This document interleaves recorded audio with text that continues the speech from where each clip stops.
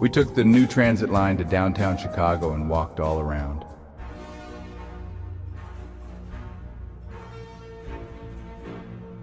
On another day, we saw a play and dined in a fancy restaurant. Yes, we were the youngest there, living an eternity in a moment.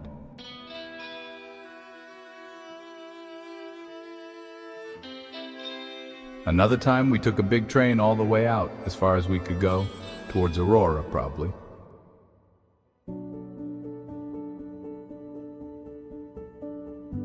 In between, and especially at night, we nested on the porch or in the tent, secure in the larger remnant of Oak Park lopped off.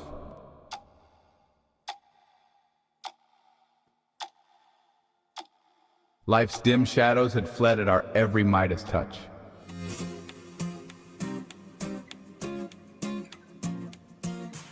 Hello, baseball.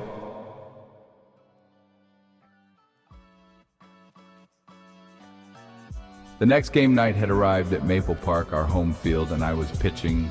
Lucille was there, and Sharon, and they were both getting on well with the spectators, many of them our peers, some of whom she knew from Lincoln, most of these kids sitting in the dugout with us, it getting crowded there when the other team was on the field. Lucille didn't let on why she was there watching, and no one had asked. When we were at bat, she neither moved to sit near me nor away from me. It went according to how the seating happened to work out each inning. We were ahead by 3 runs, but we were playing the third best team, and so they would get their due. Anything could happen on any given day.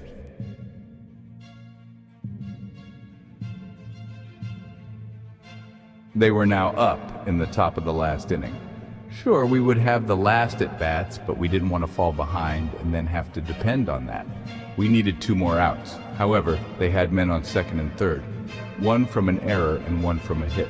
Our manager came out and told me to intentionally walk the next batter, who was their best hitter, which secondly would fill the bases and give us a force play at every base, especially home plate, and which thirdly could lead to an easy double play begun at any base. Well, but it was a gamble too. The next batter was no slouch, but I still had a lot of speed on my pitches. The count was 3 balls and 2 strikes. I had to throw one over the plate now, and did. He hit the ball, though forced to swing late, and it went high up in the air, being but half hit, but toward right field, where unfortunately the fence wasn't that far away, due to the presence of Harlem Avenue, but the fence was triple high at about 25 feet. We didn't need an unpredictable, uncontrollable carom off the fence, going who knows where, or worse, a grand slam home run. I headed off to the left of the catcher in case a throw to home from right field went long, or was fumbled or knocked away by a collision. The first baseman, Pat Hickey, started out very quickly to look for a bounce off the fence, or to take a relay throw, since he would have nothing to do at first base. The second baseman, Bobby, stayed at second. The shortstop, Lanny, moved to back up the third baseman, Norm, in case of an overthrow there. The left fielder moved in too, so as to do the same, or to help if someone got caught in a rundown. The center fielder moved fast toward right field to look for a ricochet.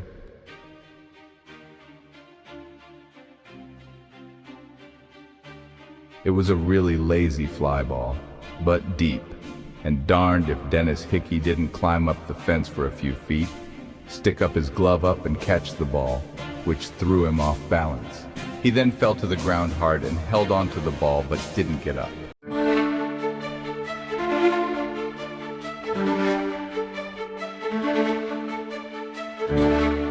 The runners had been in a kind of limbo. They could but move to a halfway point or more, and did, but not so far as to risk becoming an out if the ball was caught and it got back to the base before they did. So now they quickly ran back to their bases, tagged up, and then could freely move on, which they did, taking off like bats out of hell. The first baseman, Dennis's brother Pat, had continued all the way into right field and quickly took the ball out of his brother's glove, letting the umpire see him do it, then turned around and looked. He didn't have an outfielder's arm, nor the trained ability to have mentally envisioned where the runners would be after a hit or a fly ball went out to him, but he still had his wits, and some practice that we'd given him. He knew that precious time had gone by. that thus the runners on third and second would easily make it home, if not the runner from second having it in sight more than a throw to the plate could catch him. So then, it was the runner from first who would have taken a much bigger stride into limbo, as per usual. Plus there being no first baseman there to take the throw, which wouldn't come to there anyway, with runners headed toward home. Yet, this last runner from first would thus have all the longer to have to run back and tag up and then take off again, effectively having to run even longer than an extra base path's length. We had all practiced these things or had run into them in games doing postmortems on them. These outfield things even involving infielders, for in a pinch they might have to play out there. Yeah, we were serious about baseball. So it was Pat had but the last runner in mind, who was a bit large and slow too. Pat turned, and at the same time, both seized on the last runner and got ready to throw, as we had taught. He noting a fair chance for a play at third base, which was a good bet, even if the guy made it there, for that's where he'd have to remain. A throw to home would have been double safe, but we didn't play that way. One needed to try for the third and final out instead of letting another batter come up, especially with the tying run on third. He unleashed the throw of his life, a line drive kind of throw, for there was no time to go to a cutoff man or bounce it in. It was a bit high and a bit toward the home plate side, though, and Norm Nielsen, the third baseman, jumped up, but couldn't reach it. However, recall that the shortstop, who happened to be his brother, Lanny Nielsen, had run behind him to back up third. In fact, he was out near the street as far as he could be, up against a car. Darned if Lanny didn't jump high and catch the ball, coming down and bouncing off the side of the hood of the car, but not falling. The runner heading toward third had slid into the base, his coach having instructed him to. Now he had half slowly gotten up and was quickly heading toward home, having seen the throw go past. His coach tried to call him back, but it was just a little too late. Lanny didn't have a clear sight on home plate. A small tree and the edge of the batting cage were in the way. Meanwhile, I had run all the way around the catcher, now to his right side, the first base side. Lanny had taken a step out. He couldn't throw through a metal cage, but maybe he could throw it just under the tree branches, but to whom? He must have spotted me when he had stepped out. He threw low, a bouncer. He had to. It just missed the tree trunk and I eyed it all the way. The bounce was true. I flipped the ball to the catcher, Tim Anderson, who caught it and held firm in his place. There was a big collision. Tim was thrown back, falling into the dirt. The ball stayed in his mitt, plus he'd had his other hand over it. He didn't move right away. The game was over. We didn't need our last at-bats.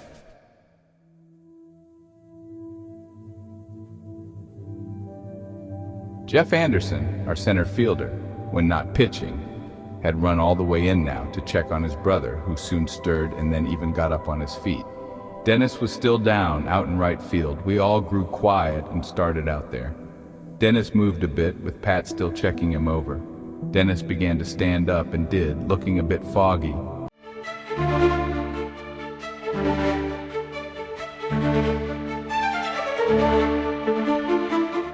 He then made us laugh by saying, "What happened? Where am I? Heaven? Who won the game?" He seemed okay. We headed back.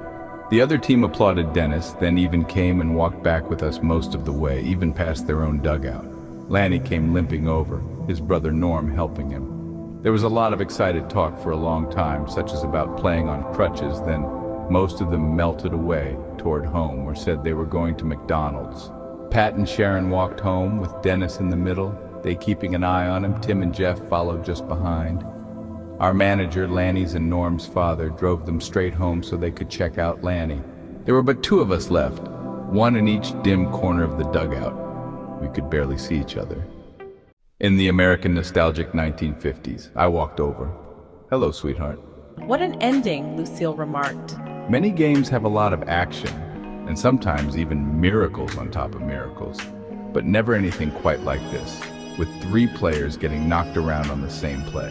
I'm going to miracle on top of you right now. Here? Where? Out there to the right of right field under that big tree near the bench. That's the lover's bench. How appropriate. Of course you know that I'm all sweaty.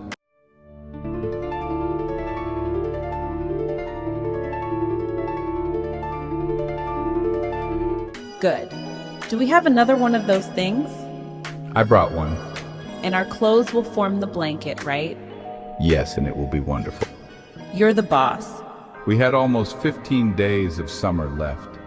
Life's dim shadows had fled at our every Midas touch. Even Michael had perked up all the more, now quite a fine person. One night, just after midnight, we walked the alley behind Garfield all the way down to Rem Park, which was large, to look at the stars, and so we made our way to its center. It being a darkness within the dark, far away from any lights. The night was cool, and so the air was clear. The moon had set.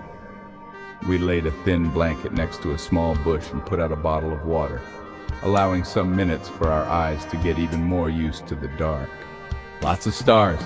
The stars are ghosts, Lucille told me. For their light has traveled so very far, we seeing it only now. Some of the stars may not even exist anymore. And so then is everything a kind of a ghost, I remarked.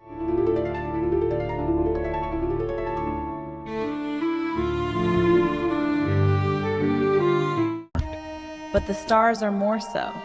You studied them in Iowa. Yes, and I learned all their names and the constellations they're in. She proceeded to name them all. That's more than I knew. We forget about the stars living near the city. Yeah, but for the bright ones, which are not stars but planets. I thought and studied a bit about what you said of time, space, dust, and our origins, and I came up with something. It's deep. Teep me. They've been growing old all this time and dying in order to make us young. Some of them began forming just after the beginning, like in a few million years after. They are our ancestors. Yes, as our ancient mother and father. What else? They are not just white. See, there's a blue one and a green one. And a red one and an orange one. Night's rainbow. Good stuff. Oh, a meteor.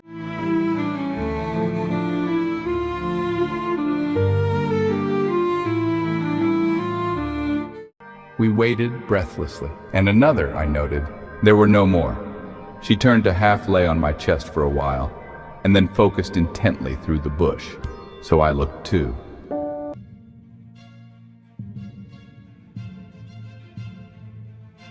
She turned to half lay on my chest for a while, and then focused intently through the bush. So I looked too. A beam of light was sweeping the park. A police car, she whispered. Don't move. What will we do? Nothing for now would be best. It may just be routine, for the park is closed after dark. There's a sign that says so. We play ball games here. And if he gets out and starts walking this way? We'll move off slowly in a crouch, keeping the bush between him and us. It's a long way to the other side. If we see that he's spotted us, we'll run to the tennis courts. There is a hole in the fence at the back, leading into some small woods, and then to an alley. This is so exciting. You always turn fear into excitement, don't you? As do you. The beam searched all over the park, end to end and from to back. He's not looking at any one spot in particular, she noted. He ought to know that campers would settle next to the bush. It's the only one out here. However, nothing much happens here, so he won't come over.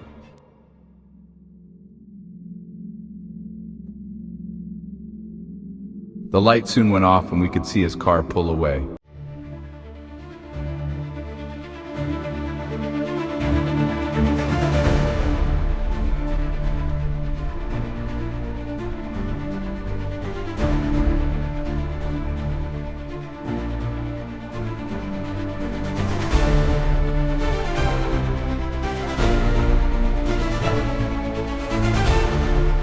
He won't be back for quite a while, I said.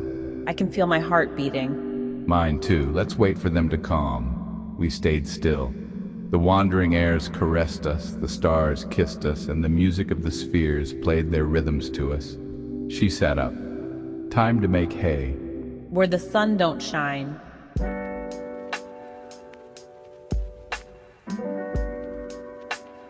All good things like summer must ever draw to an end, but not yet. Meanwhile, nothing else mattered. We ran through the sunflowers, and they bowed their heads to us. The marigold spoke to us, telling us that we were as free as ever now. Would we, like they often did, last through the cold and the dark, and well into the life's final frost? What whims of fate had thrown in their lot in us? What the coincidence? Why the jeweled gem of a star that shone on us? Wherefrom sprung this perfection? Where were the wishes unread, the dreams unrealized? The time had flown by. We had but 2 summer days left, this day Lucille having to attend to her mother, leaving us with but 1 precious day to come.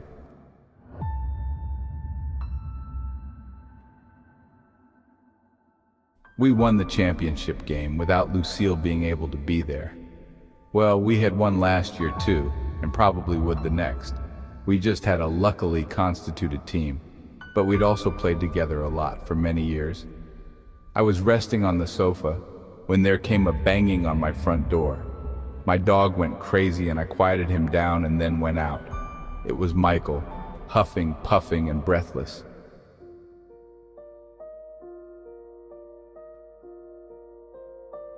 She's dead. Who? Lulu's mother just died, pronounced dead on the scene. You don't have to pay me. I was coming home and caught the middle of it. Maybe it happened an hour or more ago. I put my arm around Michael, and then he unexpectedly hugged me and cried. He was really growing up, passing out of a stage. I cried too. It took a while for us to compose ourselves. Thanks, Mike. It doesn't bode well, does it? Now your dear little Lulu will never be able to come back since she's still way too young. She'll have to live with her father and her stepmother to be, and he won't want any part of what was sad for him back here, nor any relatives on her mother's side of the family reminding him of... Michael couldn't go on. He had just broken down.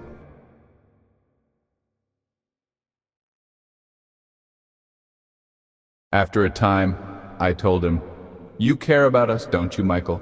Having lived empathetically through our endeavors?"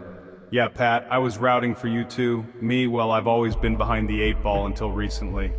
Your day will come. Hey, it has. The dawn is here. Am I right about the situation? Yes, spot on. A child has to live with a parent when there is one. That's the law. We are lost to each other. But Pat... If she has to go away, then that's what has to be done, Mike. Terrible thing that it is.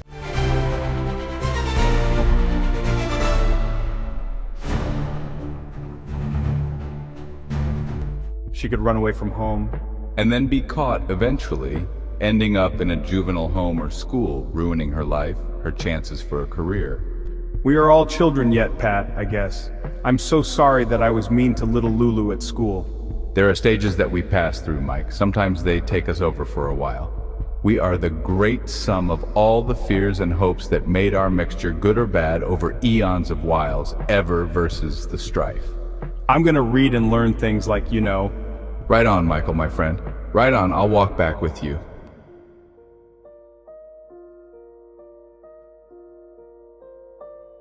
So what about you and Lulu? We're alive, and will eventually be bright and glowing again, having painfully striven on through our tears and back into this often wonderful world. We will have our memories forever, and will always know the other is out there. Brave and fancy talk, but it's not good enough, is it? No, it's not good enough, and it never will be, Mike. It's just a kind of a consolation. For sure, our last faint hope has been crushed, ground into the dust even. It's over, Mike. Fate's other wretched hand has arrived at our door and knocked us out of the skies for good.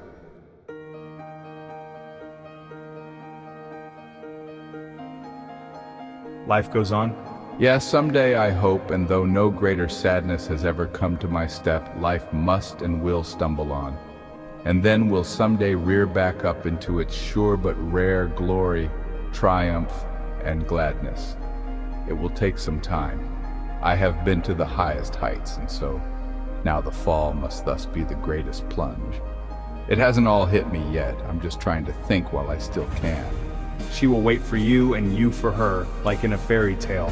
Lulu would want us to live fully, even all the while as this new and larger expressway blocks and severs us from each other for a very long time, if not forever.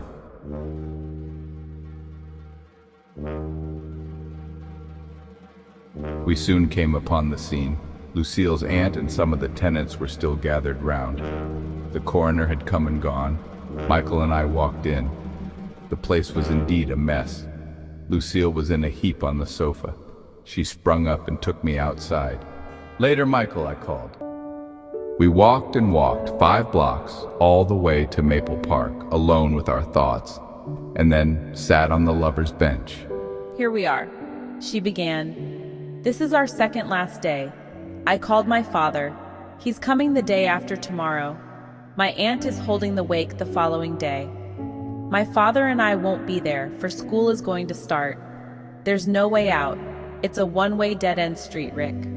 Today I have to console my aunt and she, me, so we have but one day left. Tomorrow. Today we will be sad, but tomorrow we will not speak of it. Nor will we speak of any future, for we'll take care of that now.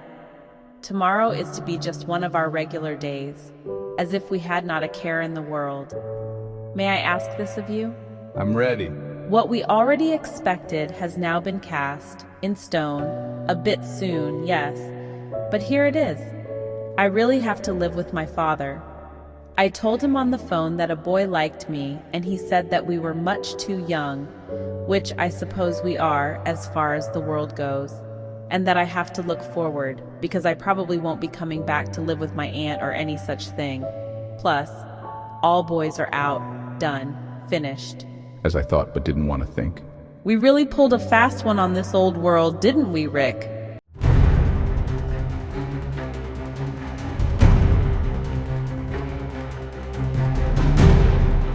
Yes, we did. I'd say it was stupendous. I am awed and thankful for the magnificence that you and this life have given me. Was unsurpassable. You will always be my summer flower. There is no better thing I have lived or done, Rick. The colors will be forever brighter for me, my taste deeper, my thirst for knowledge depthless, my love of life never deeper. Tears roll down my cheeks. The same for me. I grow even now, your tears water the flower.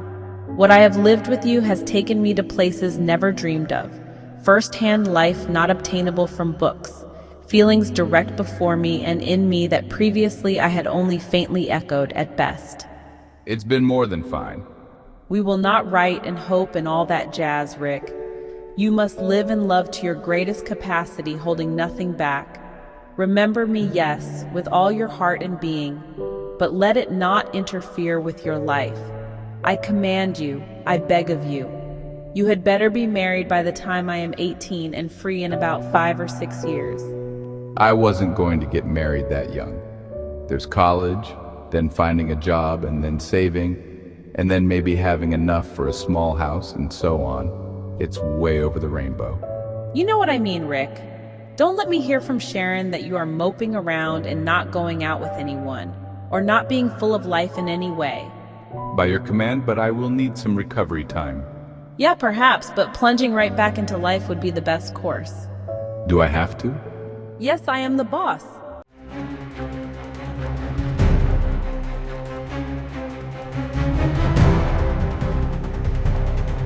You always were, and I loved it. My pleasure is your pleasure. You must live too, Lucille, or I'll go there and shoot you. My father would shoot you on sight. Yeah, he's a toughie about that, but you're a sweetheart. You better come up with a sweetheart now and then. Sharon will be spying on you. She's getting along with your best friend very well, you know. You must go on some double dates to prove yourself.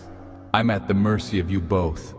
I will live and love again someday after tomorrow, that is. And don't try to fake it. It will be seen through. Some part of me can still wait for many years, can't it? No, it can't and shouldn't. You have your orders. We have to live and not pine, Rick, both of us. We are not mopes and dopes and cannot be. There's no reason now for me to ever be sent back here. My father's girlfriend doesn't like Iowa, nor big cities, and wants to live somewhere in between those two kinds of places, as in out west a lot more. Maybe you are in shock. No, I'm as clear as a bell, and I'd better hear of you ringing someone's chimes. Do not ask for whom the bell tolls. It tolls for everyone. Yes, for my mother, you, me, and everyone. I will know that you are out there as my pot of gold. Yes, that part is difficult. We have to hope that it will fade enough to let us get on.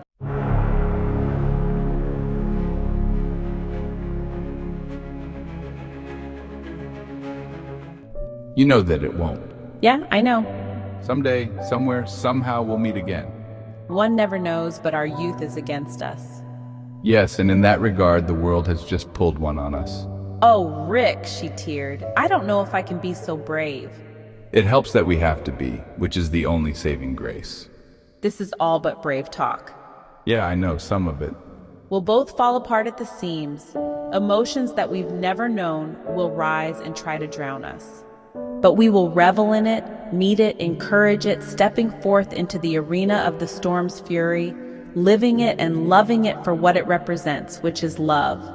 We have been to the stars and have written our names there. I'll look there often. Me too, I'll pin a note up there. We're already brave. We stayed together, morning, noon, and night, never holding back, even while full well knowing that it was likely to end.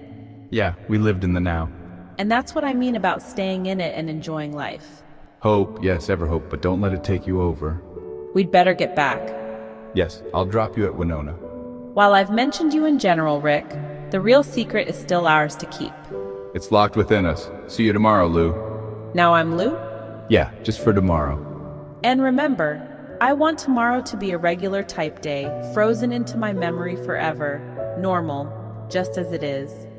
There is to be no talk of missing, death, or anything out of the ordinary, which, of course, for us, will be pretty special. Will do. Oh, and one more night in the tent, just us, until sunrise, to the last moment of the last hour of the last day. I can sleep in the car on the way to the middle of nowhere in Iowa. You're a great commander. I'd work under you anytime.